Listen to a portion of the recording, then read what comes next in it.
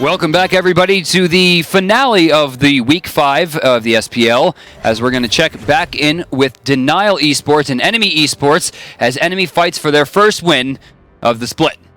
And they, along with Nox, are the only ones who have yet to find a win. And Enemy, they always breathe life early in Game 1s or Games 2. It's only one of the games. So they might have already used their game today where they had the aggressive It's like a cooldown? It's like a cooldown. They have a 1 week cooldown? Yeah. For the first 15 minutes, you will win the game no matter who you're up against, and then lose. That's true. That's true. That's what history shows, at least. Yes. But they still have a chance here. Denial needs this win to keep themselves alive for LAN. We're going to go into Game 2 here. P's and B's. Denial and Enemy Esports. And like you said, keeping themselves alive for LAN. Denial is in full control of their own destiny. If they win out, if they win this game against Enemy, and then they beat AFK next week and TSM in the final week, they will go to LAN. I was in control of my own destiny when I played the Old Republic, or Knights of the Old Republic. I played that too. Yeah, it was a great game. It's fun. It's a great game. Bans coming out. Jablanca and Cirquette taken out. Jablanca Ares, actually. So Enemy sticking with the same bans they had in Game 1. No surprises. Sylvana's going to be locked away as well. Enemy first option here. Bologna's still available. They went Neith last time, and they ran it with Jerby on mid, and it looks like it's going to be the same thing. But it may not be Jerby. That's the key to Neith, is she could be played in 3 different roles. What? Identical? Jeez, that was quick. Okay. They're probably just like, run it back. I mean, Denial, there's no reason to not run it back. They played it perfectly. They played defensive, and they turned it around. I don't think, however, we're going to see Athena Medusa. Athena, possibly. I think that we're going to see Vishim switch off the Gorgon and look for something different, maybe even later on. Maybe focus on a solo lane or a jungler early on. They may elect to go Thor this time because Xing had such a strong impact last game, but it will be the Athena. Yeah, and it's going to be Thor. Okay. Top side, Denial looking for a big pick here. Cirquette, Bologna, or no, sorry, Cirquette is banned away. Yeah, Bologna is still available, probably the most notable. In the second banning phase last, so now that it's open, it could be that pick, like you said. Well, Denial most likely, oh no, going to go Humba, so they're going to switch it around. Okay. They're just going to trade junglers. Like, you know what? I'm feeling Thor. You know what? You're right. I'm going to take on Batz. So, huge global presence on the side of Enemy. That. I love that. Loki ban coming out from Enemy Esports. Baskin. People stopped playing Loki because teams learned how to deal with it. Until Baskin started playing, and you're like, oh, God. People stopped playing Loki because Loki wasn't good anymore. Because everyone was tanks, and he's just like, forget this. They have 3,000 health. I'm not killing anyone. People started playing Loki again when Heartseeker got cheaper, and people started picking 7 squishies on a team. And he's like, I could kill all these things. This is great. Speaking of that, I would like to see a tankier solo laner this time. I know there was Hades last time, but I think a tier here would be very strong. I would like to see Awesome to the max, actually, knowing his playstyle, forego the tier and go into the Hercules. That could work as well. Isis, this is a very good pick. This is going mid. They have... Early game, just screaming early game. Running it back. Outside, no, even Hades, it's just screaming her early game. So Isis going to be going to the mid. Neith will be her hunter this time, so they're going to put her in the duo lane. Top side, final pick here, more than likely going to be for solo. I don't see a big hunter pick coming out here. This, to me, just looks like a warrior pick. I mean, Baskin has just been having so much success on these assassins, and honestly, what I think they're debating right now is, do they put Hunbats in solo? But it's going to be the Vamana. The answer to your question was no. No. No, they don't. They put Vamana in the solo. Okay. Because big old baby as production. So eloquently big put baby. it. Yeah, like that. But a little more flavor. Not enough flavor. I can't match Eric. Can't match Red Shirt Guy. We're going to be going into Game 2 here. Denial looking to keep their dreams alive as Enemy looks for their first win of the split. We're going to probably see the same combo come out from Denial. Last game, what they did was they controlled Enemy with Sentry Wards. They made sure they were hanging around corners because they could Janus portal through. Like, all right, they don't know we're grouped up around this corner. All we have to do is wait for them to come and try and check and then counter them out. If Enemy checked or paid attention to last game, we're going to be seeing a lot more sentries come out from them. With that, we're going into the final game of Week 5. You have your fantasy picks at home. All put down, and we're going to be going into it. Minute until creep spawn, grouping on the right side from Denial, and a defensive grouping. Yes. Such a different team than we saw 2 months ago. Xing is just like crying to himself. He's like, I want a group for first blood. Why do we have to play defensive? I just want to kill people. they're working on fundamentals, and I think that's so important because if they don't make it to land this split, if they don't find a way to put themselves in the top 3 right away, I think this is their best way to do it, and it's focus less on the immediate victories and more based on how well they can perform just regular fundamental tasks, controlling the early game, fighting for objectives. They don't need to be fancy. They don't need to win the game in 10 minutes. They just need to win the game cleanly. And I think something to note is when they get their lead, they are playing it intelligently. They're not just rushing in. People aren't getting picked off. We're seeing Loki split push and then back off, and then they force the team to choose. They're playing it not scared, but safe and mechanically. You know, so many people swear by the 3 camp start. I'm not a fan. It's so risky from the blue side. It works because you're not getting invaded anymore. I mean, I guess, but you also have to consider how long it takes them. They're 7 seconds behind right now on the start from the red side, the blue side, I mean, which already takes a fairly long time. Top side, you can see. Oh, are they doing 3 as well? They did 3 as well. They're gonna skip the blue. They're not going to skip the blue. They're not going to skip the blue. They're not going to skip the blue. Both teams are at blue at the same time, but it looks like Flying and On, Awesome to the Max will finish it off 1 second before. Yeah, they're going to take it. See, but like they go into lane and each of them missed 2 creeps for the back camp. There's a small gain for the back camp, but missing 2 creeps, like why even do it? I mean, you win out though. I mean, you lose the 2 creeps, but you get so much more in experience gold from the back camps. Additionally, by the time you rotate to those back camps, like, it does 2 things, right? The enemy team, if they get an early push, they can't steal them away. And True. Secondly, by the time you would normally rotate to them, they're spawning again. That's great. See, that's the point that I really like, is that you can catch them on the respawn. Stick around in solo a little bit longer. And it looks like in the mid lane here, Jerby, despite the fact that he got to lane later, is pushing Mace back. Yeah, that's what Isis does best. She has the strongest level 1s to 4. Wing Gust does so much damage. She's almost full clearing the wave at level 1, and you can see it right there, right? They were all just a couple more. Flying or Not is going to take it, but now they have no back camps to secure. This would give me such agita.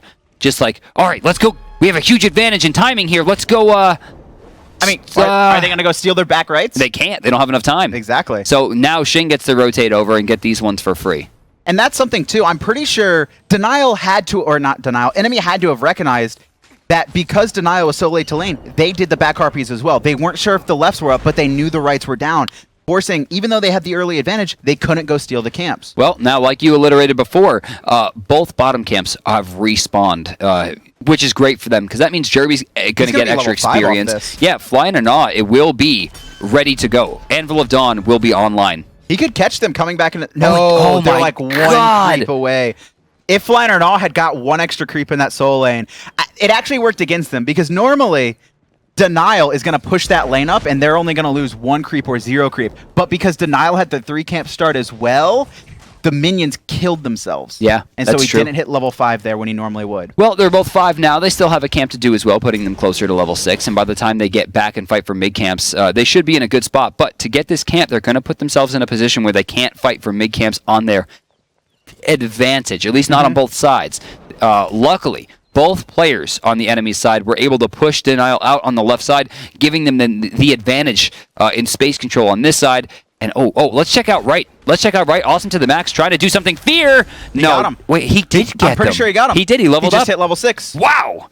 Double camp for enemy, and I think they're... Okay, I thought they were going to go. I really would have liked to see Flying or No ult in from the other side, but they elect to play it safe. They don't have the Janus to get the rest of the team there as well. What's great there was that Awesome not only feared out his overhand smash and the ability for him to use the Hand of the Gods, talking about Shing, but he also applied the Blight to both Shing and the mid-harpies, allowing him to do maximum damage. Jerby there a little slow with the Spirit Ball, and Shing's going to be able to jump out. If he got hit by that, likely he would have been followed up with the silence, and he probably would have been dead from the double tap in Berserker's Barrage. Speaking of dead, we haven't seen that yet. First Blood still available as 0-0 here, getting closer to the 4-minute mark, but I think this is to be expected. Denial very nervous about this game. And they're playing it safe, just like last game. That's what they have to do. Enemy has the early game. One thing we didn't talk about is there was a tournament this week. Okay. Where a team of Kabam, Paradox, T-Money, Aurora, formerly of Eager, and Neyruma from the old Polyjuice roster grouped up, defeating Noble and Yomi and Denial Esports. It was the turn-up one, I believe, right? I think so.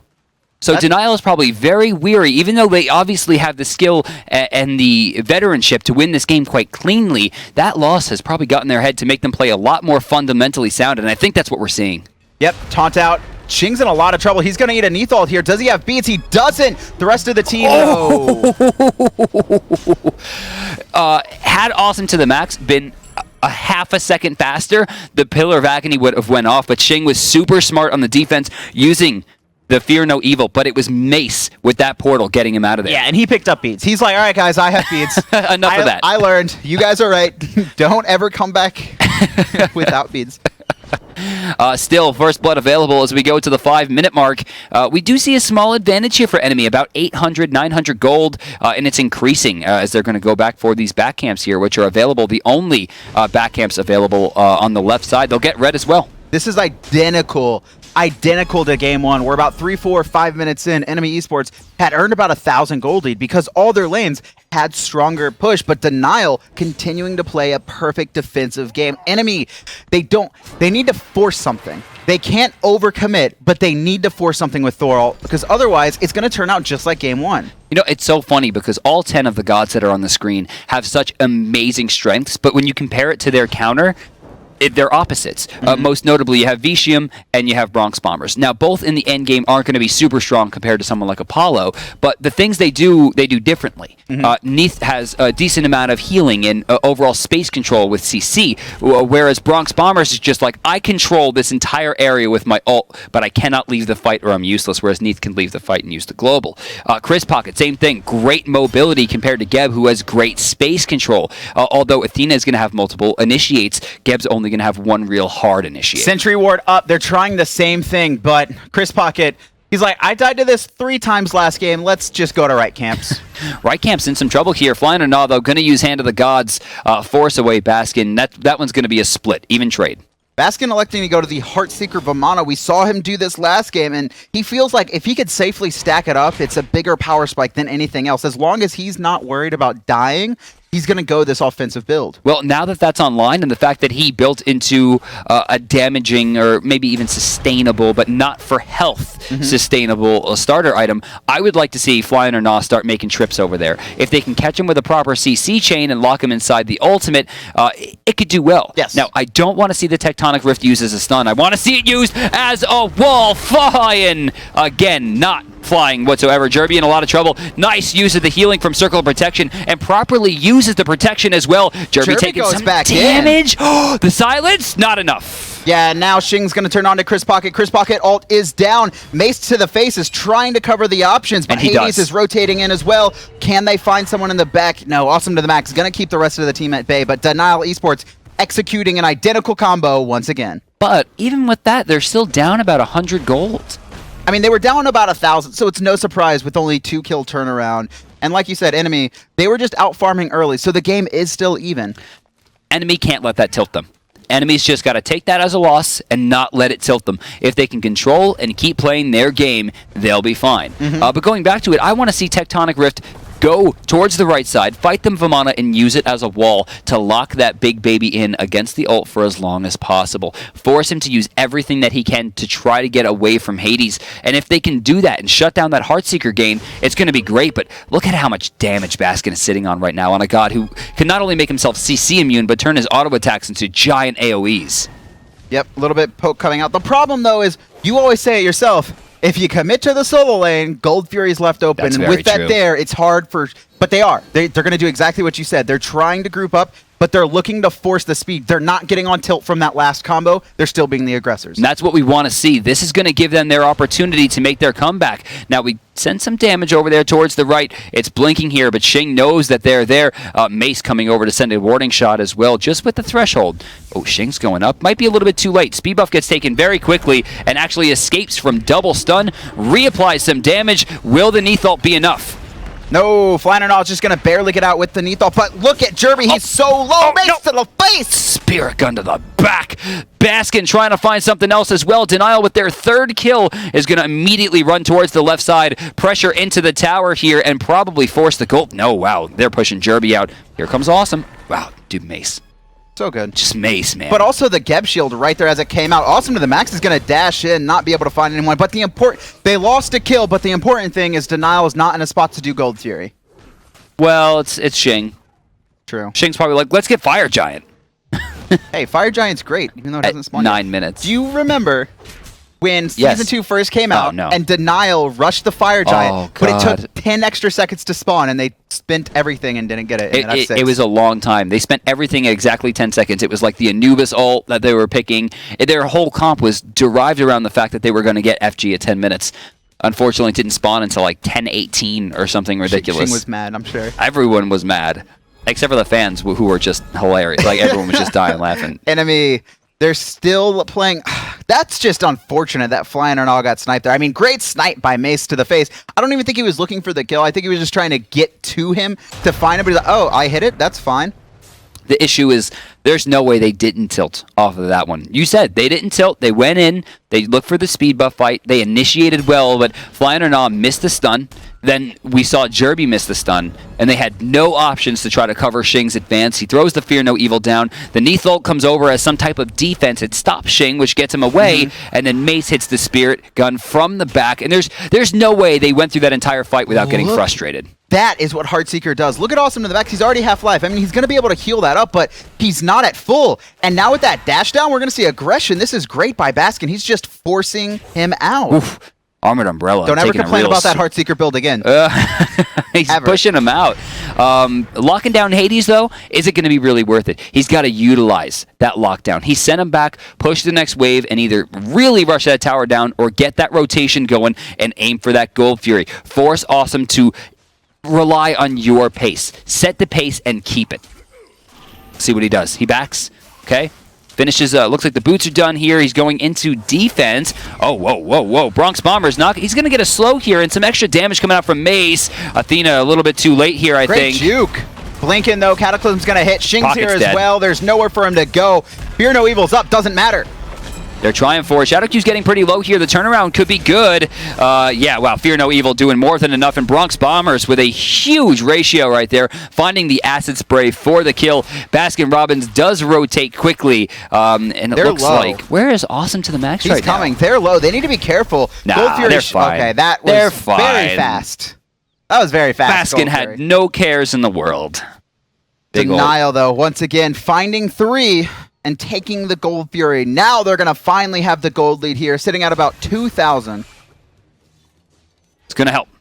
It's going to help. 12 minutes in, they're 6-0. Enemy, I don't know how they're going to fight this one back. This one is going to look like an F6 pretty soon if they don't start finding something. They had an early game lead, but they're dropping it. They're dropping it big time. There's been a 3,700 gold difference over the last 6 minutes. It's just Denial's perfect execution, really utilizing Janus. I talk in Europe, right, about 2 players, most notably Yaman, who uses that portal to get in and out, but no one has been utilizing the aggressive nature, the gank nature, the surprise factor of Janus ult outside of Mace, I think. You know, that was one thing that we talked about a lot, you know, in pretty much any esports show that you can find for Smite, is in Season 1, why was no one playing Janus? And the answer always came down to, I don't know.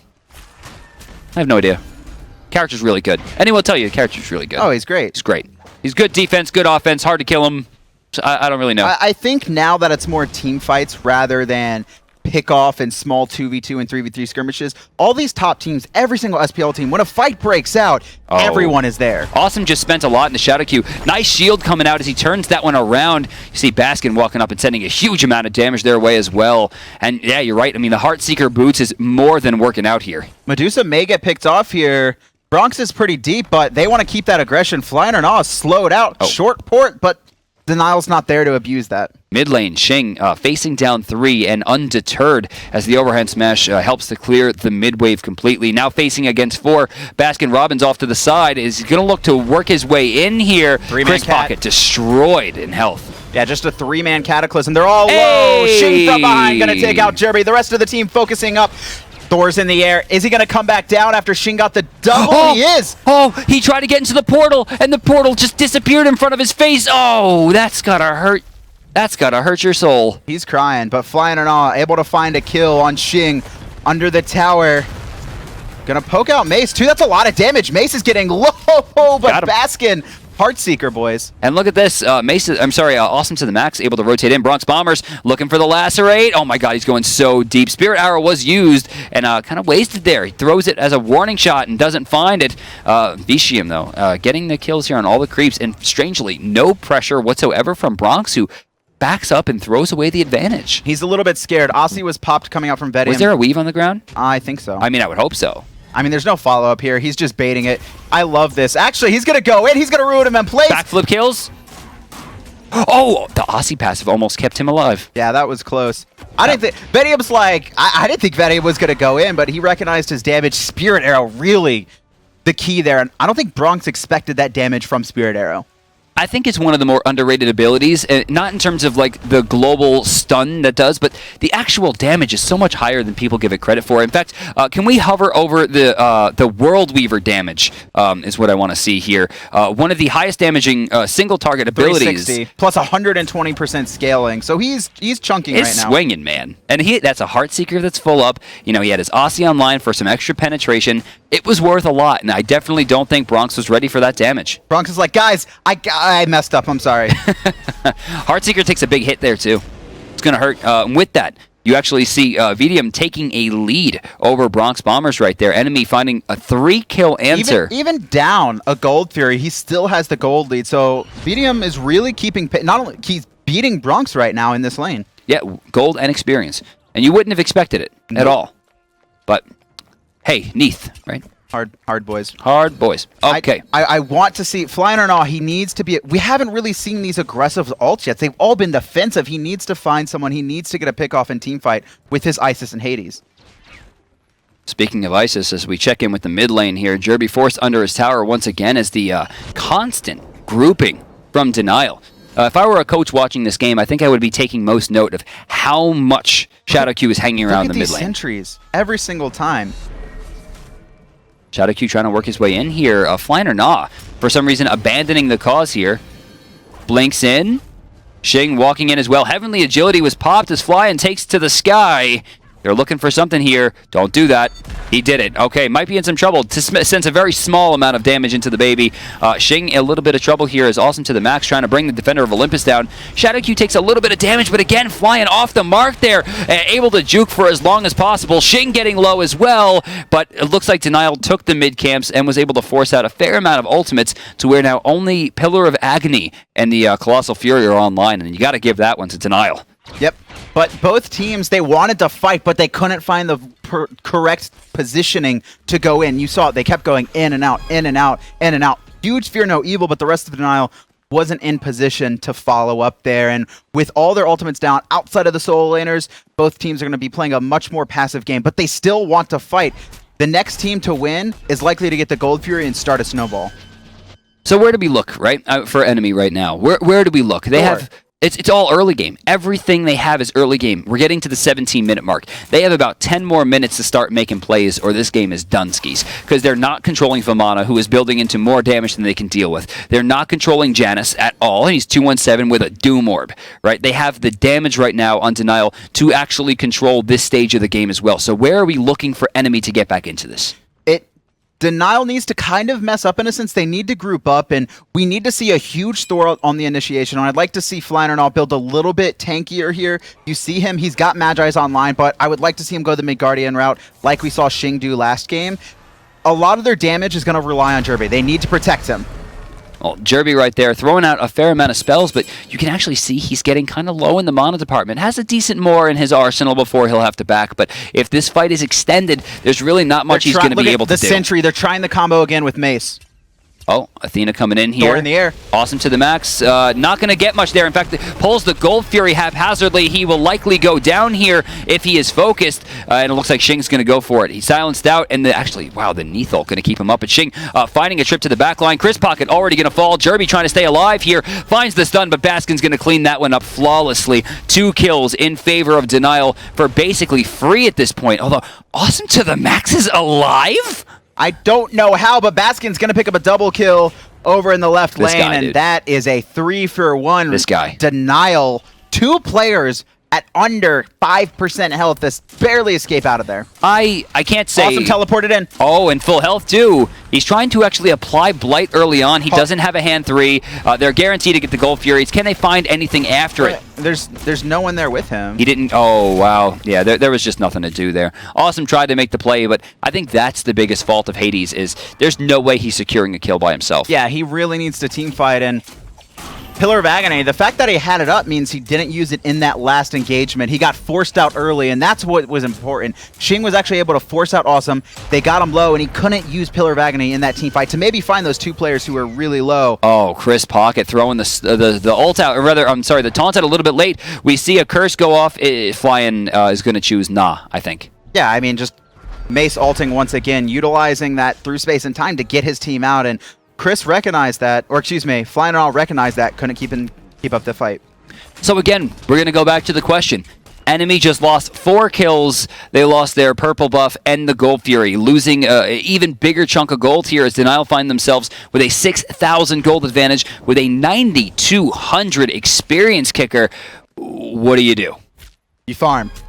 How are they farming, though? That's the question. Denial should be in their jungle, in their faces, just shutting them down at all fronts. And that's what they're doing here. We see a 3-man group up on right. Mace to the face and Shadowq just trying to abuse everyone they can. Flying or Nah going to port in. And there's an Athena ult. Miscommunication coming out. Maybe not even. That might have even been necessary.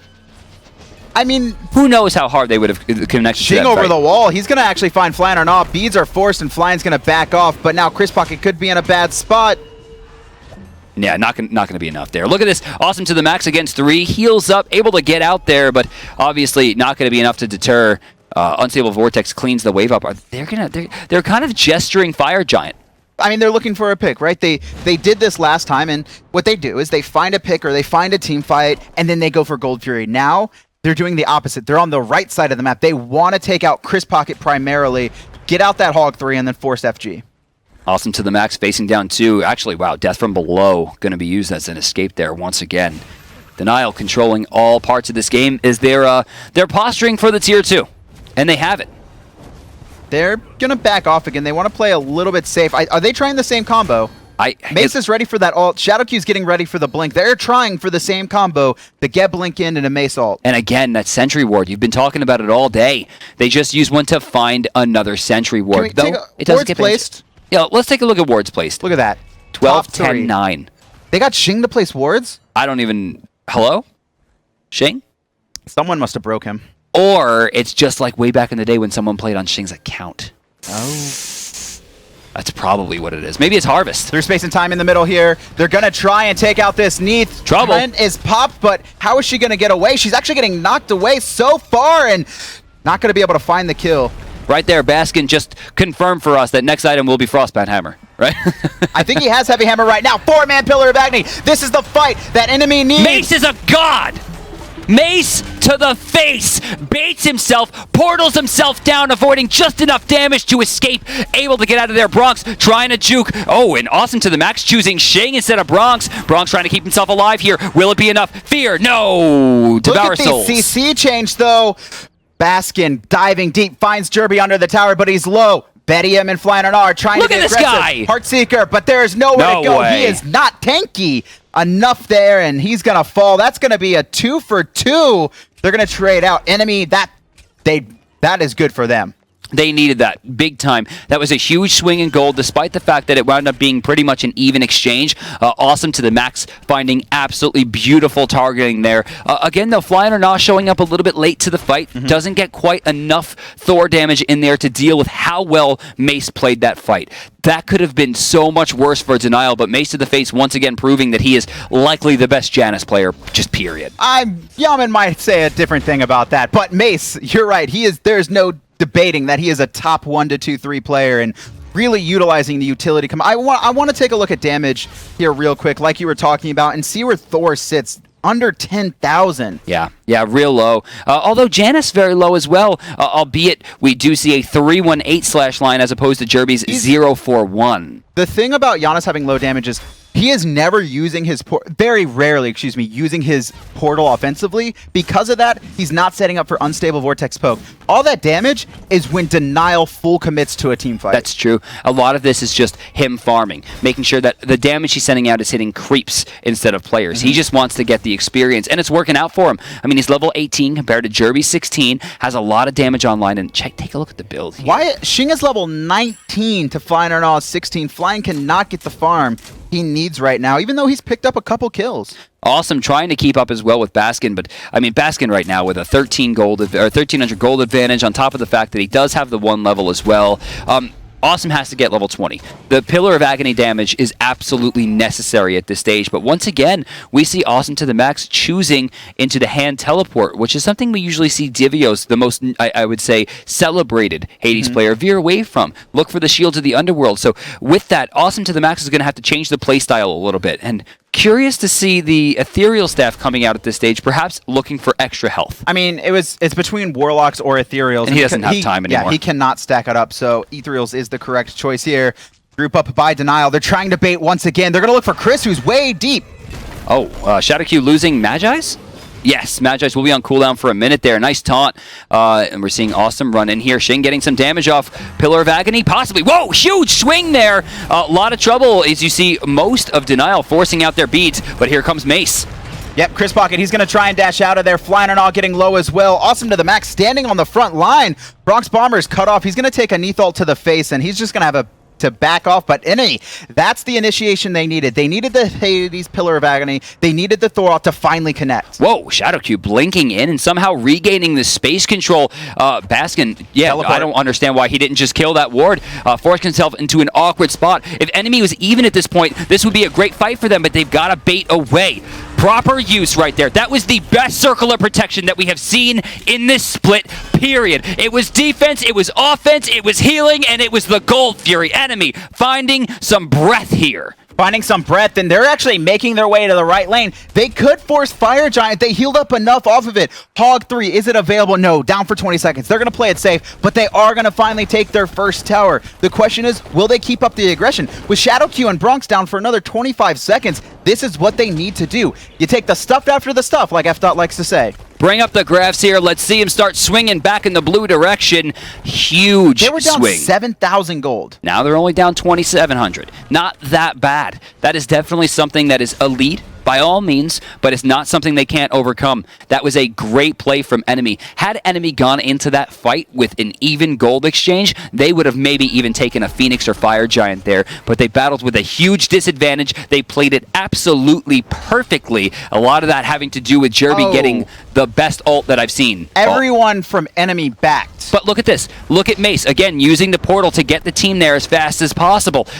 And, but they're not going to get FG. They Athena ulted in onto Jerby. Close enough. They tried to sneak it out, and now Awesome to the max is actually going to throw out a Sentry Ward, and he's going to take control of the Fire Giant vision. That could have been bad for enemy if they had lost that. Well, still about a 3,000 gold deficit for enemy here as we're getting closer to the half-an-hour mark. Enemy really fighting for their lives here. They don't want to go out of this fight without, because they already fought Cog, right? Who were the closest seed to them. Right, this is as good as it's going to get for them, fighting Denial. I mean, they have to find a win somewhere here. If they want to avoid relegations, the only way right now is to surpass the Legion of Carrots. And, I mean, Legion is very strong. Yes. Their game against TSM was brilliant yesterday. It's so unfortunate that they got DQ'd in game 1. 2-game set, they might have been able to take one.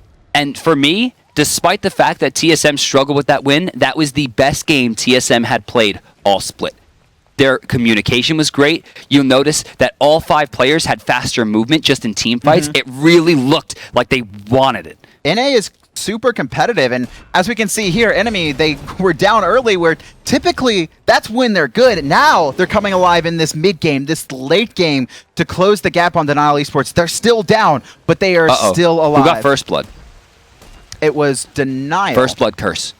If you get first blood, you lose. You lose. It's the first blood curse. And it happens like 80% of the games that I cast. Is the enemy going to win now? It's very possible.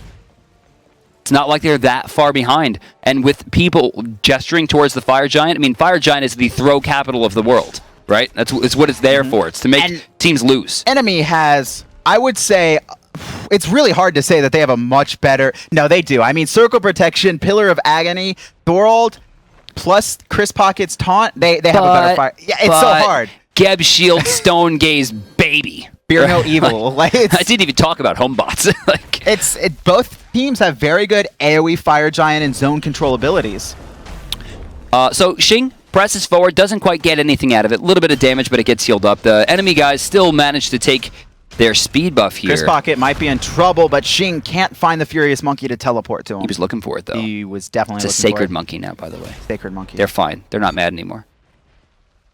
Is it Sacred Monkey? Yeah, I think so. Oh, man. Awesome to the max. Getting poked out. Already at half-life. Whoa! Pillar of Agony forced. Here comes Thor flying, getting a huge shot, but Awesome has already been taken, and the Athena ult was actually channeled there as well, but Chris Pocket lands on some targets anyway, doing some damage. Pocket, though, out of position and hits the preemptive strike awkwardly, but strangely, no one takes advantage. With that, Denial should have a great amount of control in this area. Only one ult available coming out. Circle Protection and Neith ult World Weaver still available. This is a fight that enemy might be able to take. Mace, though, getting a huge shot into Chris Pocket.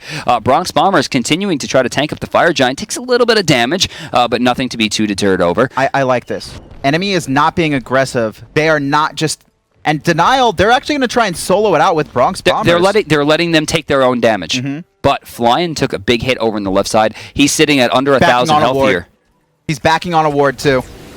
And look, Chris Pocket's dead. There's no way he's getting out of this one.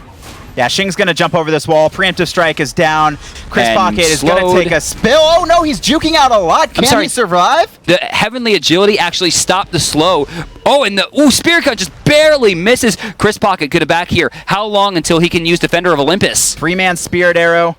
Defender of Olympus is still down. Denial Esports are forced back, but they're going for Fire Giant. Bronx is so low, though, he's going to have trouble trying to fight Fire Giant. Yeah, they can't tank it up so easily this time. The only real benefit right now for Denial is that Baskin's full health, full mana, and he's choosing to back? No, he stopped it. All right. And he's lucky that he did because they're going for FG. Shadowq's going to spot this. He wants Hog 3. Right now, Baskin realizes that he needs Hog 3 for this next fight. This is not going to be a clean engagement, especially if they have to fight on this Fire Giant. Another Sentry Ward taken down. Jerby and Chris Pocket, half of them in the inventory, as does Mace to the face. So at the end of the exchange, Vision should belong to enemy. They're grouped up here as well. Baskin, now he's going to back. Not on a ward zone. He's not spotted out there. So you're expecting hand 3, and I assume a Sentry Ward. If he's not going hand 3, I would be mad at him right now. No, he's going damage. So not electing for the control on the jungle. Given the fact that he doesn't have penetration in the build already, I'm expecting that that's not going to be Chin Size. He's going to go into Executioner. Yeah. That's a good pickup. I mean, with this game right now is team fighting and Fire Giant. Yeah. You need that extra Hog 3, and he didn't even have enough to finish off. If he could finish off Executioner, it's a different story, but he's electing to give up that chance at taking Fire Giant. You know, Executioner is actually my favorite item on Vamana. Way back in 2012, there was a player named Algrid who was considered a top 5 player, period. ALCUAD? No, there was a G in there. Okay. And he was incredible, and he played Vamana almost every game and always built Executioner, saying that if he got himself into the thick of a team fight, he won it guaranteed. Also, ShadowQ getting the Magi's right there off of Flying. He's waiting for Blink. He's waiting for Blink. He wants to hit the 4-man. And their enemy's pretty grouped up, but his Blink isn't up in time. And Bronx just took some hits, though. Trying to utilize that Aussie. Get some of that Bronx damage is in back. trouble. He's alone. Oh, but he didn't get the double tap this time. Even with ShadowQ being late at the shield, yeah, the beads was the savior there. Pocket going in. Going to find one. He just wanted the Magi's blessing, but Baskin now going to take a little bit of poke, and while he was not very tanky early, he's pretty tanky now. I was expecting Vicium to throw out the Spirit Arrow there to try to get the root off on the ShadowQ to pop the Magi's, but he doesn't go for it. No, he just roots Baskin in place there and elects for damage. Here's the combo again. Oh, they're going right in. Huge global usage there. Chris Pocket getting very low, but Jeremy with a huge explosion again. Circle of Protection turns out to Circle of Destruction. Awesome, trying to control space here. They're sending so much damage into the tank, and I don't know if they're going to have it so far. A 1-for-1. Oh, Jerby was the key to that fight. He recognized what was happening. Instantly throws out Thadol. They throw so much into Chris Pocket there, but he was just too tanky to burst down. And then they fully stacked up that Ice Assault Circle Protection. The more damage that it takes, the harder it hits. And, that's a win. They hit the Medusa. It's going to have the stacks, as opposed to Jerby getting time to get the Soul Reaver back online. Additionally, it's a good win. He doesn't have enough to finish Deathbringer. You see it. It's just short, so... Bronx Bombers was looking to try and finish Deathbringer before the next fight. Let's take a look at Golden Hand. Let's see how close he actually is. Bronx Bombers going to need 1,650 gold to finish up that final point. Take a look here afterwards, but now, enemy, they're grouped up. Denial as well, and it's going to be the Fire Giant Dance as well. Denial, their combo isn't working as effectively anymore. I don't know that. I think that Jerby was ready for it this time. You could have the strongest, fastest punch in the world, but if someone knows that it's going to come in, they're still going to duck. Okay. 34 minutes in here. We're taking a look at the charts. Only 4,000 gold separate the two teams, although the 7,000 experience difference tells a little bit better of a story. I mean, look at the levels, though. But most notably, there is a one-level difference. It's ShadowQ has one level over Chris Pocket, and it's 17 to 18. It's irrelevant. It's a level of preemptive strike to roll out. Yeah, both of the hunters sitting at the top of the damage charts, 20k over. Again, Shing's so fast. Yeah, he keeps his Magi's. That's what I'm saying. Getting that jump off right before he loses it. Bronx going to start up Gold Fury here. Ooh, I don't know how I feel about this. This, if they recognize this could wind up being a throw. Awesome to the max, rotating over. Only has hand one, but it's enough for a steal. Yeah, and he's going to try here. He's looking at it. He's scared to dash in. The rest of enemies rotating. Okay, yeah, Bronx plays it safe. Honestly, I think that was very smart. They don't really need any more gold on Denial. And moreover, they don't want to lose any gold here. They need to keep their lead as strong as possible because almost every fight has been even or in enemy's favor, just barely, for the last 3 engagements. Bronx starting up Fire Giant here. Enemy recognizing it out. Really loves objectives. Yep. Blinken by ShadowQ is down, but he doesn't find the Cataclysm. And he loses his Magi's. He's in a bad spot. Real bad. Awesome to the max should have just ulted there. He should have just put ShadowQ in a bad spot. They didn't want to full commit. Shing in the back line trying to do damage. Oh, and there goes the Magi's. They popped it with World Weaver, actually. That was Magi's, right? Yeah, that was Magi's. I'm pretty confident. No, Beads is down. Thor in the air. Shing actually has Magi's coming up in 10 seconds. Beads were on cooldown there. Oh, flying, not getting the stun off, but a lot of damage into ShadowQ. 36 minutes in. No one gets caught that time by the Stone Gates, but Baskin looking to clean this one up. Yep. Circle protection is popped, but Baskin is still clearing through this team fight. Awesome to Max, caught in the back. One more auto. Bronx is going to find him. Bronx is going to get taunted out. He's going to fall to Chris Pocket there. 2 for 1. In favor of enemy, too. And once again, Jerby's the one that gets picked off, but when they kill him, he had already popped everything. And I'm sorry, look at this. Awesome to the Max also gets picked off. Right. Excuse me. That was a 2 for 2. Vision control back in enemy's favor, and that's really been the key right now, is just the vision and the zone control Denial has had. See, for me, though, while it is a 2 for 2, that's a huge win for enemy. Since they were behind, it's better that they go even, because that winds up being benefit, on top of the fact that Bronx Bombers is going to lose Heartseeker stacks again, plus Awesome to the Max has teleport, meaning he's in this fight as soon as he spawns. And that's a double hit for Bronx, because he hadn't even stacked up from the last time he died, so he's even further behind. But he did get the Deathbringer. He does have Deathbringer now. Which means his damage is just much more than it was. He also has an auto attack that is being enhanced. I'd say Bronx Bombers is a bigger benefit to these teams with that Stone Gaze. Oh, absolutely. And with his Viper Strike. Absolutely. The only thing that Neith is really bringing to the table aside from auto attacks is that Unravel can slow auto attacks, which is going to be very important. They must utilize that attack speed slow as well as possible. And with that, kind of surprised to not see the Midgardian mail coming out, but you do see it getting started here. Hades going into the steel mail, likely going to be a Midgardian, and we do have an iron mail on the bottom from Athena as well. Flying Arnaw gonna lose his Magi's in mid lane again. That's really what a lot of these teams have been doing. They've been trying to pop the Magi's blessings. So many players have them this game. Chris Pocket has one over on enemy, and then Ching and ShadowQ over on Denial. So hard to get rid of it. So still a 9-kill differential here going into 38 minutes with neither team having a massive claim to the game. Denial has about a 4,300 gold advantage, which is not nearly enough to be called a win. And with that, Chris Pocket finds a little bit more, but look at Mace. He's split pushing. I love this. He's can portal out, and he's also, what he's doing is he's distracting the team. Now they're going to go look at Mace to the face while Bronx finishes Gold Fury. They're going to be able to help finish out their builds with this. Wow, by the way, 722 he's swinging at that thing for. With an 80% speed increase. Mace doesn't find the tower here, but he gets a lot of control as the tower winds up going down to about 5% total health. With that, it's in tickle range. When someone walks over there, they can dive it for free. Flying or not, still over in this left lane, and they like this because Mace can portal over for free. That's right. Blind or not, he can ult over, but he can't ult over the whole way. He'll have to get to mid lane before he can hit Fire Giant. It's a global, but it's a semi-global. It doesn't span the entire map. Well, so are the portals. Portals don't quite get him all the way there, although he does have Threshold and then another portal afterwards. And he gets movement speed when he goes through portals. Which is fine. Very fast. It's totally fine. So annoying. VD starting this up.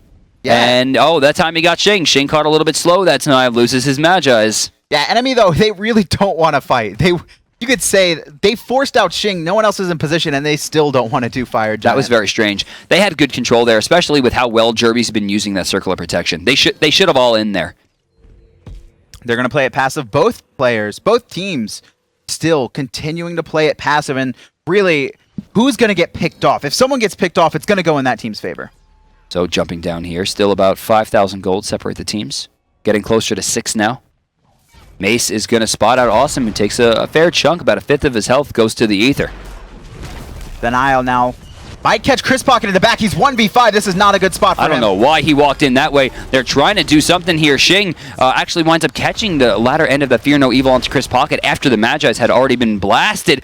Spirit Gun. Oh my god! Soul Reaver. Shing coming around back too. Vedim, he's going to pop Sprint. He's not going to find anything as Jerby Spirit Ball going to keep the rest of Denial at bay. But they will grab a tier 2 tower off of this. And actually, that's a lot of ults invested. Yeah, 3 ults going to be used there. None for enemy, so they do have counter potential, but they're losing the lead even farther here, about 8,000 gold. They can fight this. Denial is actually now in the losing position on this fight if they elect to go for this Fire Giant. The question is, can enemy get there in time? They got to go now. Flying has got to take to the sky, and to the sky he takes. Baskin's going to be the one to tank this, it looks like, in just a second if Shadow Q lets it go. Mace very low here, but a beautiful ult from Bronx Bombers finds Awesome to the max. Looking, Jerby's going to have to blow this one up soon and heal it. Shadow Q getting very low. Destruction in the back again as Jerby finds another kill. They're trying to find more. Flying or not, trying to escape here. Good body blocks. Vishium will trade out 1 for 1. Shing came back in. He's going to jump away. The question, can they find it? Mace is going deep. Really? He's trying to find Jerby. Unstable Vortex, and Shing will clean up that kill. Fear No Evil's out. It's back up. Chris Pocket under half life, but Shing, he can't keep this up.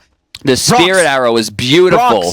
Bronx is waiting around the corner. Oh, they're going to back off, though. That was very close. I'm surprised Bronx actually chose to jump away there. The Lacerate was a good idea as Vidium starts walking back. Enemy Esports taking the better of that one. Well, it looks like a 3 for 3, but they're still going. Taunt. It's in range, I think, but he needs a little bit more. Ooh, just barely. But Enemy Esports, they can fight. Needs a little bit more space. Little bit more. You got to always account for that small amount of latency. If it was on land, he would have hit it. If he was on land, I think he would have hit. But it was not on land. Unless they are on land, that'd be awesome. Yeah, they're all just like chill. No. They're all in the same house like, hey, nerd. Nice taunt, bro. Shing gonna secure the mid camps. Everyone rounding out their builds. Mace to the face. Likely to go Soul Reaver. He could go Book of Thoth as well, though, but I think he wants the one-shot potential. That's what I was saying in the last fight. I'm like, where? That's without Soul Reaver. He just hit him for half his health. Jeez. He's likely to sell Doom Orb 2 at the end in place of Book of Thoth. It's possible, if he keeps losing the stacks. Let's actually check in with Mace here. Now, for those of you who don't know, I mean, it's more than just a movement speed ult. Let's take a look at the damage that the through space and time will actually do. 600 plus 50% of your magical power, and then there's distance scaling. 200% of your magical power at distance greater than 800. So right now it's swinging for 900 and then 200, so 1800 if he's hitting players at max range. We're at 800 feet. No, plus. 200% of your magical power. Not the damage. Oh, that's okay, that's a lot harder then. Actually, yeah, like it's like 2K. Yeah, it's getting real close to 2,000. It's pretty hard. But 800 meters is a long way away. You're That's like mid lane really to solo swinging, lane. yeah. I'm hoping for this. Jeremy gonna throw out a spirit ball there. Last time it was Chris. So Chris Pocket keeps getting caught out, but the rest of Denial here, Cataclysm out, Xing going in. Wow, Xing by himself here, but doesn't get punished for it. He does lose his Magi. No, I'm sorry. His Magi was already on cooldown. He did that without the benefit of Magi's Blessing. Really, really relying on Shadow Q there for any type of stone shield escapes. But Cataclysm was used there, and looking at it, there is some CDR coming out from Shadow Q. Oh, nice shot. Xing taking about half his health there as Chris Packett gets to the back line, but nobody follows up with him. He takes about 60% of his health, and unfortunately for enemy, they're going to have to escape here, but they do have the Athena. Oh, is that the Thor? That was the Thor. Flying all thought they were going to fight there, but Denial smartly disengaging, and Flying or Not needs to be hitting some of these Thor ults. He hasn't had the best success with them. He finds one person occasionally, but he needs more setup for his team, from his team. Again, Bronx Bombers turning to the Gold Fury, this time with the help of Shadow Q. Don't expect that there will be a Hand of the Gods here. They need to save it. VDM on the right side looking to pressure it. He used his Hand of the Gods. They did. And they have two more. They're fine. Baskin got Hand of the Gods finally. Xing has it as well. Did Xing take that damage? Yes, he was rooted out. Even so, it looks like they gained the Sentry Ward control in that area as well. Shadow Q moving forward, throws himself a Stone Shield to remove the slows. And yeah, all the while, look at the left side here, Adonis. Yeah, we're going to see Bronx Bomber take this tower, but he has no way to get back into this team fight unless Janus portals him to it. Which he could. We've seen Mace do it twice so far this set. Flying or Not, he's going to rotate left, and Bronx recognizes this. He might be to this fight beforehand. You see Chris Pocket once again caught all alone. But he does take, once again, the Magi's from Shadow Q. The all-in potential here with the rotation coming out could be good if Shadow Q decides to blink in. Xing goes right in. Fear No Evil already on cooldown. Doesn't get a lot of damage off of it, and there goes Baskin. Thor's in the air. Who is he going to elect to land on? We see Baskin, 1v3 over here on the right lane.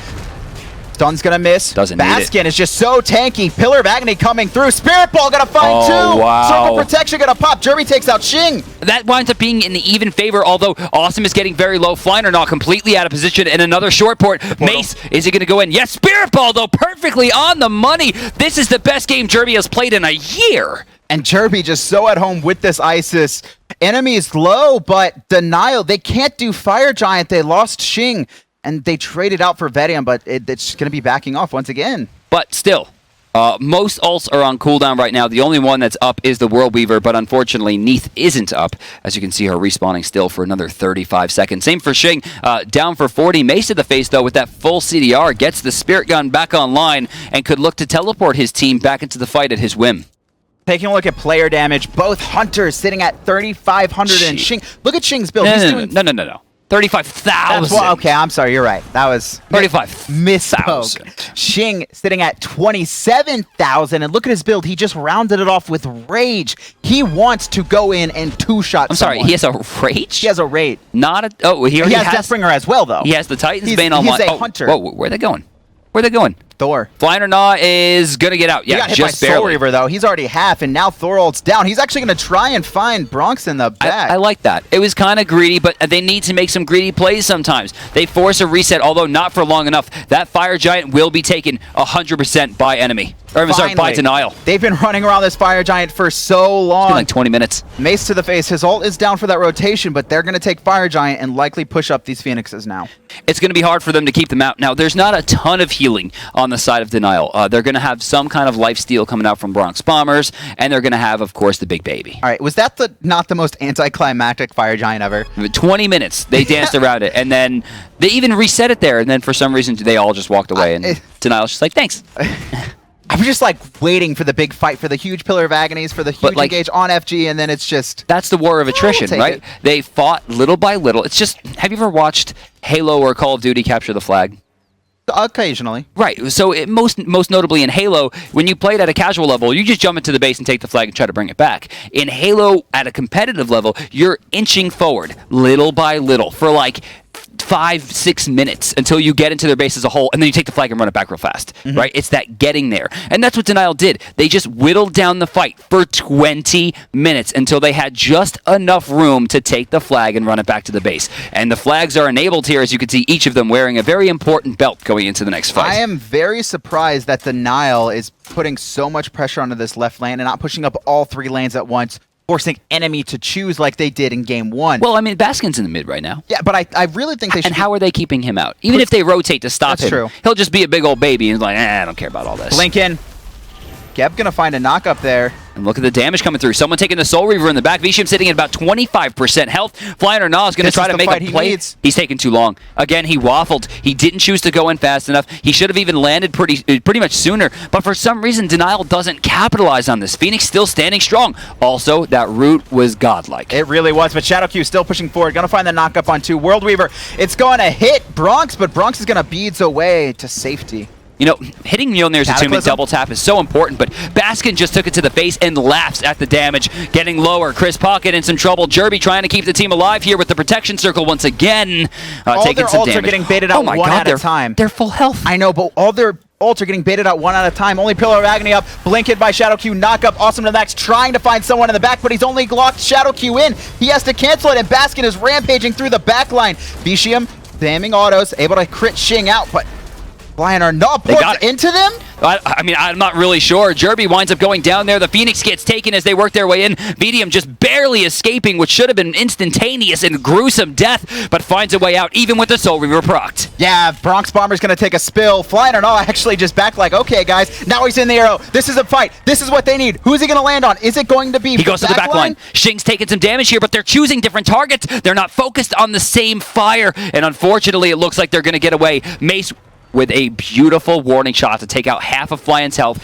and the Geb shield to get Shing out of danger after Flying found a perfect stun. Enemy winds up with a huge deficit there, losing FG, all their towers, and 2 of their Phoenixes. They just got, like you said, all their ults. Everything was baited out one at a time. First off, Flying or not takes to the air. He falls. Circle protections pop in. Denial's like, all right, we're going to back off. They disengage. Perfect initiations, disengages, and then re-engages by Denial to bait out enemy. You know, this is the problem that a Hades has always had. From the very beginning, 2012 closed beta Smite, is that early game, your ult is amazing. Yes. Late game, nobody cares at all. You can't be the one to initiate the fight, and that's what happened. Denial, their beads were not forced out at the time. They needed Thor to go in, bait out their beads, and then Awesome to the Max goes in. The issue is that even if the beads are down, right, Geb stone shield someone out of that because they were too close to the edge. It was great. Awesome to the Max Baskin to the face, walked directly out of it. Shing jumped away, didn't even care. Shadow Q took a brunt of the damage and it was completely laughing at it. I mean, he's a Geb at level 20. Denial is just playing this game perfectly right now. Fire Giant, it's up for about 3 more seconds, then with the 2 Phoenixes pushed, they're likely to force it again. I want to see them go all in here. Even with the Fire Giant still, coming Janus up. They could just portal in if they really want to. That's what I'm saying. Like, they can't allow enemy any room. They need to group up, throw the dropship right down the lane, and just go for it. Flying or not, pushed up a couple fire waves on the left. Where is Bronx right now? Give them about 30 seconds. He's going. I think he's trying to defend Flying or not. He is. He's not going for gold. I mean, he's going for Gold Fury. He's going for Gold Fury. Yeah, this is definitely an awkward call here. Everyone's full build. They don't need this Gold Fury. They're kind of even delaying at this point. He's trying to get Malice online. You see, he sold. Can we check Golden Hand, please? Early. No, I mean, even with this Gold Fury, he's going to be 300 gold away. He just wasn't paying attention, I'm assuming. He sold his Heartseeker before he could get enough gold for Malice there, so he wants to farm up first. Well, he lost a lot of damage, right, which is going to hurt, but he gained 10% more crit chance, which can help him a lot. As closer he gets to full crit, the more damage he's going to do at this stage. Denial. They had the advantage with the 2 lanes pushed up, but now they waited for a while. Yeah. And look at the vision control on the map. They know if anyone's walking over. They know that this is free. I mean, this late into the game, once enemies full build Fire Giant, while it is important, it's not end all be all. Oh my God! Look at the wards. Yeah, that's what I'm saying. They had every single point placed. Oh my God. Yeah, you just saw that too. Wow. Jerby has 5 wards. And then after that, we have 1, 2, 3, 4, 5, 6, 7, 8 players Mace with over 20. has placed 23 more wards than Jerby has. It's not even English. Denial grouping up for this final Phoenix. They got Fire Giant again. No. And with that Spirit Ball missing, it gives them so much more room to run in. Mace looking for that Spirit Gun again. Look at this. He's looking for the big hit. Blink in. And no, right off the mark. But they still have the advantage here. They're grouping up way too much. So Shadowq and Bronx took a lot of damage here. They've given room to Baskin to lay. Oh my god, Baskin's getting destroyed. He went in alone. Meanwhile, Flying or Not in the back line going to defend Jerby. Shing is going to get popped. He's going to take a spill, and now that's 1 for 0. Shadowq is low. Enemy's going to keep up this chase. Can Chris Pocket find the taunt he needs? Vedium, he backflipped to get distance, but Chris Pocket just a little bit too slow. Not going to be able to find anything, and now their Phoenixes are spawning, and enemy's in a good spot to defend it. That's true. I'm sorry, what is the second active? Is that Heavenly Agility for Athena? No, that is Weakening Curse. Okay, so they don't have a Heavenly Agility on this team. They have a Heavenly Agility on Jerby. Oh, they do. Okay, I was going to say, like, this is something that is very strange to me. And I can't say that they use it too early. If they had it, right, it would have been a better reinitiate. But Jerby needed to do that to stay alive. He was getting chased by Baskin, and it was really... We saw Baskin dive in super deep, but the reason that enemy was able to stop that was Flying or Null actually ults into the backline, keeping Shadowq, Shing, and Mace from being able to re-engage. And you can't fault Baskin for it because there's not a Vamana player in the entire world that wouldn't have taken that opportunity. The second you're in your ult and you have sprint popped, you are going full steam ahead. You hit that gas pedal, you hold that left click button, and you're just like hoping for the best. And he's got Executioner. I mean, he's got... Oh, no, I'm sorry. He doesn't have crit chance. Brawler's beat stick picked up by Vedium too. So they are making sure that when Baskin dives that backline, he gets hit exactly like we just saw. We also have a Nemean Lion coming out onto Hades to try to stop some of the damage that Medusa is able to do. Pythagorean's Peace picked up as well for some extra CDR, putting him close to cap, on top of the fact that he's increasing both Jerby's damage and lifesteal. And that lifesteal isn't insignificant, especially when he has Bancroft's talent as well tied up for that. Everyone's full build. Everyone has 450 gold pots. 22% lifesteal that Jerby has. It's pretty effective, especially when you tie that with circle protection. It's just getting that extra little health boost. And you notice there's not any healing reduction on the right side. We don't have any Divine Ruins. There's no weakening curses. The thing that there is, though, is that Mace has a Oh, what? Does he have Soul Reaver? He has Soul Reaver. He just hit him for straight up 50% of his health. Oh yeah, the Geb Shield comes out. Bronx is able to lifesteal it up. Soul Reaver down. Shadowq's looking for the blink in, but he's gonna get Magi's popped. He's still running in. They've got to go in now. Baskin actually looking just to burn the Phoenix down. Very, very smart. Flying's got to make the play here. Bronx very low in the back, but Shing smartly uses his ultimate as a deterrent, and he does. In by himself. This is rough. Vedium, he's going to actually get the Athena ult on him. I think that was a misplay coming out from Chris Pocket. Just everyone grouped up, not able to ult onto Flying or Nah. Ooh, that is bad. That's a bad look. Middle Phoenix is down. Denial pushing this left one, and it's at half-life. They're looking to close it out completely. Although Baskin going in by himself, a little bit off the mark there on the communication, and he will fall to Awesome to the Max, coupled with the Phoenix. Caught looking there. Jerby going to be forced to beach as Bronx works his way in. They're looking for the Phoenix here, but he's a little bit farther away. Shing is in deep. He's going to find it. Mace to the face is going to snipe out Vedium. Mace to the face, getting taunted out. Shing is going to beat. He's looking for the cooldown. Awesome to the Max is going to get knocked into his base, but Mace... That was the discovery check. He missed the first one, but found the second one. 56 minutes. Enemy really showing that they can hang with the big boys, but at the end of the day, Denial Esports showing that they have more than enough damage to take care of it. All objectives controlled, and with a 20-minute Fire Giant engagement, Denial finally takes the win. That was such a good back-and-forth game, and Enemy... It's really heartbreaking for them. They always have these games where they just look so good, even against these strong teams, but they cannot finish it out. Full credit to Denial, though. They were playing fantastically. I'm looking at Enemy for that one. That was the first time we have seen Jerby in either split play the way that the fans of his stream know that he can play. Yeah. The Spirit Balls were great. Oh, Those were some of the best ISIS ults I have ever seen. Period. Not this split, not last split, not this season. ever. It's not even the ice assaults. You saw the spirit balls. You noticed remember when they were pushing up right lane and Mace to face portals through the wall. He's looking to kill Flying or not, and Jerby's just like, he doesn't even spirit ball immediately. He reads Mace perfectly. The second he goes through that portal, he gets hit by the spirit ball, keeping him at bay. For a third of his health, too. And then half at the end. This just in, though, AFK Gaming and the Smite Masters 3-0. Yeah, I think that's pretty much expected. AFK, one of the strongest teams in one of the strongest regions. INTZ putting up a big fight from what I understand, but at the end of the day, Cyclone and the boys just a bit too strong for South America for now. For now. Back to North America, though, I do want to do one thing. 2 roster swaps coming out, and I'm not saying it's the rosters. It may just be the fresh blood coming in. Nox and Enemy put up great games. Yeah. Not able to find wins, but they look good. I don't think anyone would have expected that Chris Pocket would have had better sets than Matty Pocket, but you can't really argue with results there. I mean, a 56 minutes game against a team competing for LAN as the bottom seed, Chris Pocket, that was probably the best game that we've ever seen him play. For sure. First Blood, though, I think it went to Denial, and no Caster's Curse for you today. Hey, you're welcome, Denial. I turned it off for now. We're going to be taking a ride here with Shadow Q, the support, as he's going to blink over here, finds the big stun. Of course, Shing's there as well, and he gets a... Is that an auto attack kill? Probably. Can't let... But Denial gets the 2-0 that they needed to keep themselves in contention for LAN. Yep, so now they face AFK and Team Solo Mid to round out their schedule. That's quite the bracket that they have. That is quite the bracket and a half. Before we get there, though, let's talk a little bit about the map control. And this, to me, this is one of the few map controls that doesn't spell the whole story. Because the Fire Giant, it says 100%, but they fought at one for 20 minutes.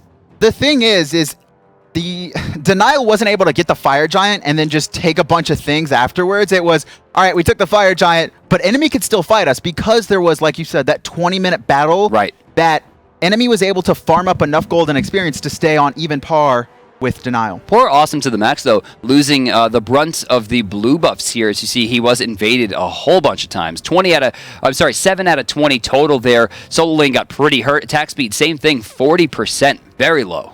I think most of that was at the end of the game, though. Once Denial had firm control, they were taking the buffs, but it is very hard. And Mace to the face, though, played amazingly. But player of the game, Shing. I love the way that Shing played this. His ults were completely on point. His baits were incredible. The way that Shing played this was just how you play Hunbots. He came out of this with an 8-3-13. Now watch this. Goes to the back line. Right? This is something that we're not seeing all junglers do. Shing... Oh, also, that was the saddest thing ever when that portal closed in his face. Sorry, Shing, we're calling that out. Shing plays Assassins. And he plays Assassins the way they're meant to be played. He doesn't just blink in and jump in, try to ult, and look for a kill and hope to trade it. He waits for his team to initiate. He comes around the backside. Every time. And he picks people off. He plays Assassins. Let's talk to Denial, though, as we're going to be joined by Mace to the face, who had 2 absolutely incredible games. Mace, how you feeling? Feeling great. I would imagine. That was some pretty incredible Janus play.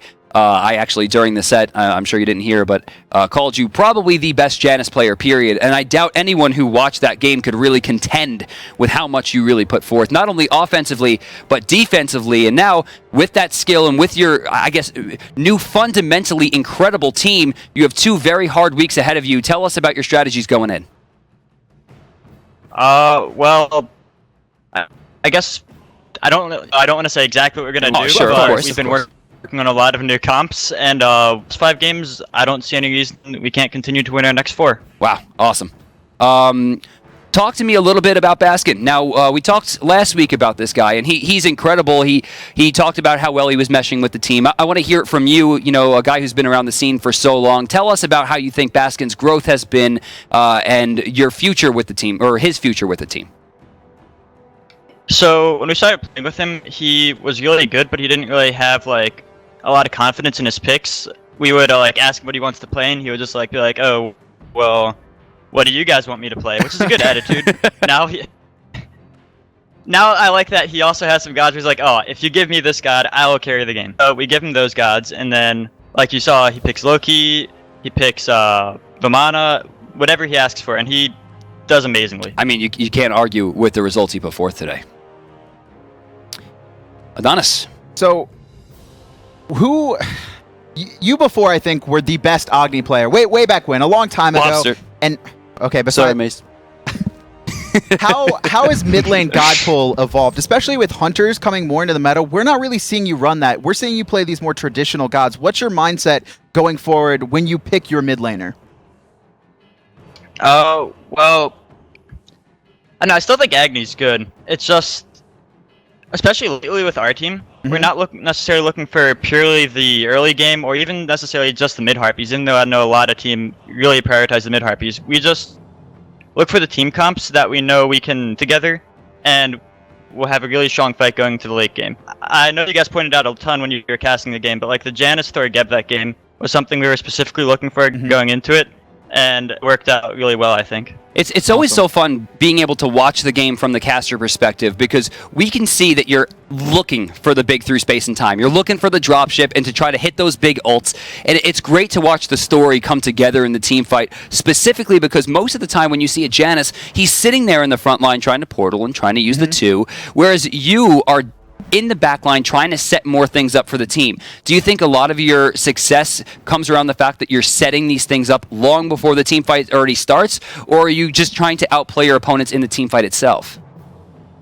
No, the setup is definitely huge. Like, if you have a Geb blinking on top of you and a Janus ult come in at the same time as a Thor dunk or Hunbat's ult, there's just no fighting back against that. If you get that kind of engage, if you set it up properly, so I put in through a big wall they can't see coming, you can't see the Thor dunk coming, and you all, when it all comes together at the same time, there's just nothing the enemy team can do about it. Well, you executed it perfectly. That's going to be it here. Do you have any shout-outs for us before we let you go?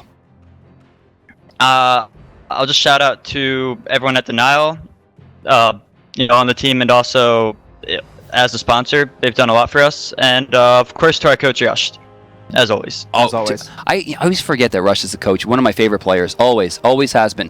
He was one of the first solo laners that I loved. Thank you for joining us, Mace. Amazing play coming out from Denial there, cementing their path as they work towards LAN. We're going to be checking out the EU standings here at the end of Week 5. At the top, it is Fnatic and Titan tied up, and they'll actually be facing each other in the final week. So if they can both find wins, first seed will come down to that. After that, LC strongly in third place. Trig and Epsilon still looking to qualify for LAN. With that, Night's Watch kind of riding the bottom there with upcoming stars, neither of which have contention for LAN at this stage, but they are still fighting for that relegation period. Night's Watch also really working on their chemistry with their 2 new players, but let's switch over to North America, where we have finished out Week 5 there as well. At the top, Cloud9 G2A, they are 1 week away from qualifying for LAN. If everything goes in their favor, AFK Gaming right behind them, who also just defeated INTZ Esports over in Brazil, and then Team Solo Mid and Denial tied for third. That's crazy. Denial keeping up with TSM, and Denial has 2 very hard weeks ahead of them, but they definitely still have their chance at LAN. Who's going to make it? Decide. I mean, you got to go with the seeding, right? I mean, TSM going in, they're super hungry right now. They went from 1st seed to 3rd seed overall, tied with Denial. When you think about it, it's kind of like between splits, Cloud9 and TSM switched places. Yeah, completely did. That's going to do, I think that's it, though, for Week 5. Week 5 is in the books. We got 2 more weeks coming to you guys. It's going to be great. Remember, top 3 are going to be moving on to LAN. I'm DM Brandon, and for Adonis, thank you guys for joining us. Goodbye.